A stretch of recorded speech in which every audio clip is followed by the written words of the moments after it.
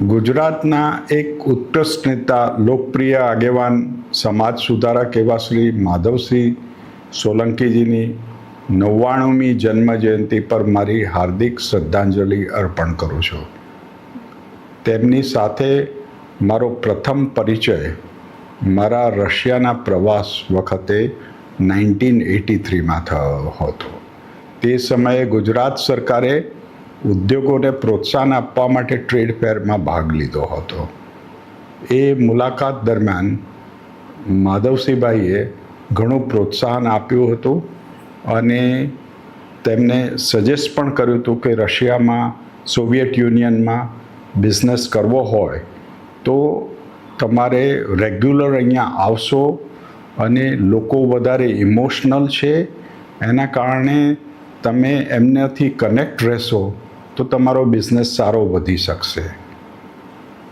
એ પછી એમની સાથે ઘણી બધી વાર મળવાનું રેગ્યુલર બેઝિસ ઉપર થતું હતું. એ વિદેશ મંત્રી થયા, ગવર્મેન્ટમાં આપણા પ્લાનિંગ કમિશનમાં હતા અને એ બધા વખતે જ્યારે જઈએ ત્યારે માધવસિંહભાઈ ઓલવેઝ ઇન્સિસ્ટ કરતા હતા કે એ લંચ અથવા ડિનર ઉપર ઘરે મળવા જઈએ, એમની સાથે બેસીએ, વાતચીત કરીએ અને એ વાતચીતના ટૉપિક સાહિત્ય, કલા, સંસ્કૃતિ અને લાઈફસ્ટાઈલ જેવા વિષયો ઉપર ઘણા બધા થતા હતા. પુસ્તકોની આપ-લે થયા કરતી હતી અને તેમની સાથે એ ઘનિષ્ઠ પરિચયમાં એ ગિરીશ દાણીનો પણ એક અત્યંત ફાળો હતો.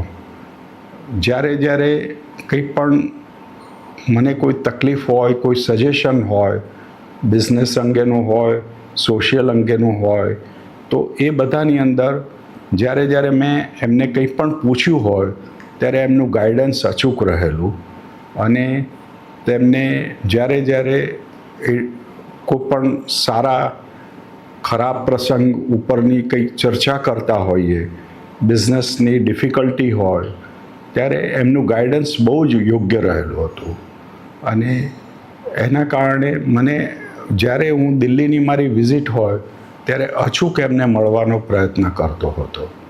અહીંયા આવ્યા પછી પણ એમની સાથે એ જ અમારું ટ્યુનિંગ રહ્યું, રેગ્યુલર મળવાનું રહેતું અને જ્યારે અહીંયા એમની સિમ્પ્લિસિટી, ગાંધીનગરના ઘરે કે ઘણી વખતે એમને મળવા જઈએ તો ઘરે કોઈ એકલા જ હોય, સ્ટાફ મેમ્બર ના હોય, તો એ ઓલવેઝ કે હું ચા બનાવી લાવું, ત્યારે આશ્ચર્ય થાય.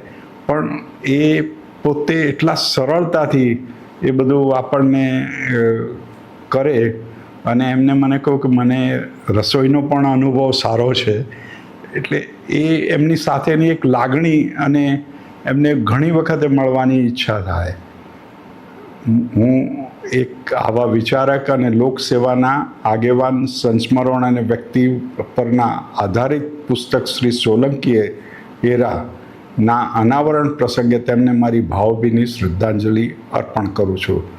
તેમના વારસાને જીવંત રાખવાના ઉમદા પ્રયાસ માટે આદરણીય ભરતભાઈ અને સમગ્ર પરિવારને અભિનંદન અને મારી શુભેચ્છા. ગુજરાતની ધરતીના આ પનોતા પુત્રને ફરી સત નમઃ.